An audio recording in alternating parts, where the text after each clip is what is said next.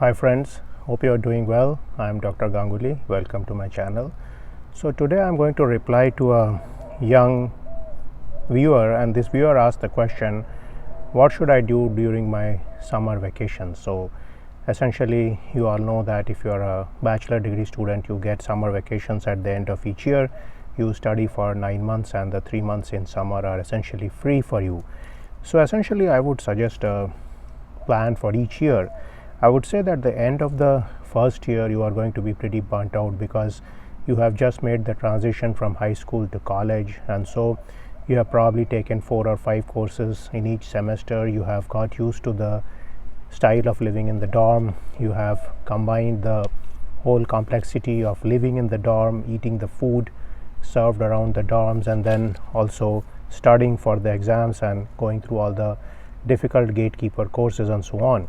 So what's going to happen is that you are going to be pretty burnt out at the end of the 9 months. So I would suggest that you take 3 months off during the summer here.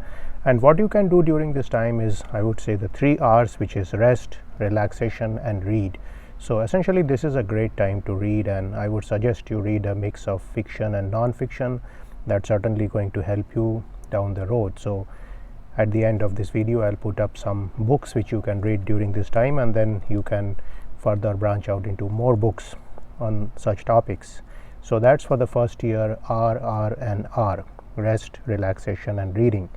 Now at the second year you are actually in a better situation. So I would say during this second year you can concentrate on getting some internship, and what type of internship you get of course depends on your future plans, but in the case of most undergraduate students, they should simply get whatever internship they get which is nearby to their home and then go and work there. So essentially at the end of 2 years you have a lot of knowledge under your belt. You have learned some of the basics of the subject, and so you may be able to get an internship either in a company or in a university or in a college near your home or in a national lab or in some startup. So think about all these concepts. You can essentially do an internship here.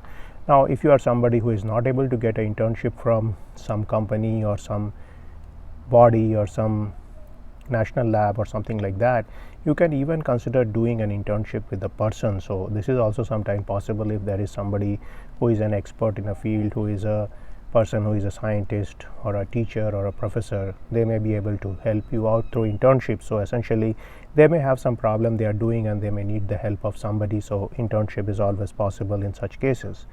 Now at the end of the third year I would say there are 2 things you can do.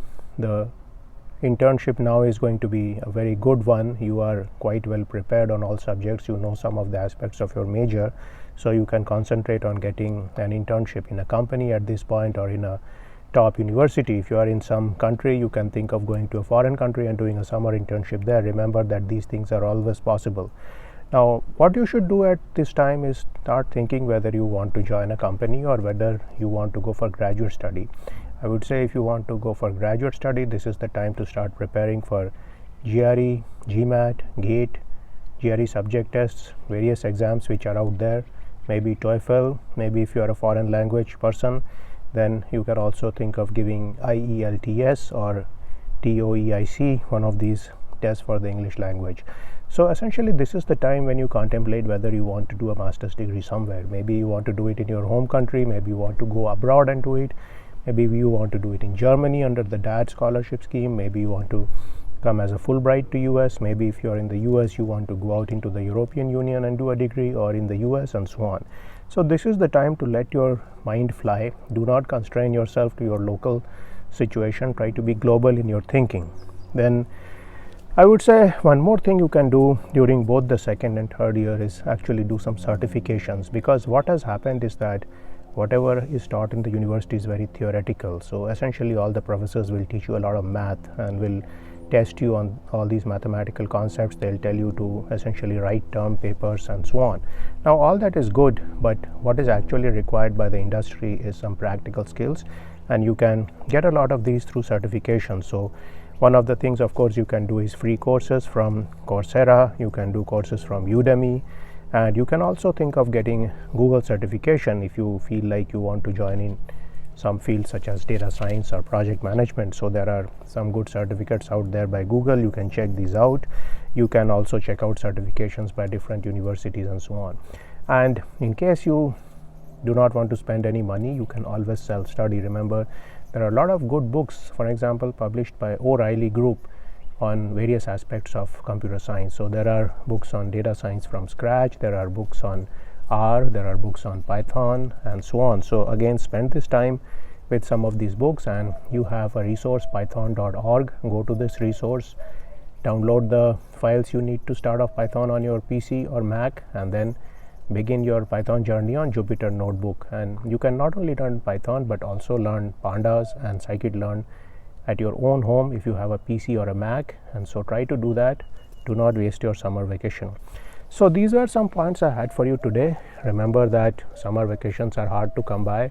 Once you finish your bachelor's degree, there may be no more summer vacations in your life. So make the best use of these summer vacations while they are still there.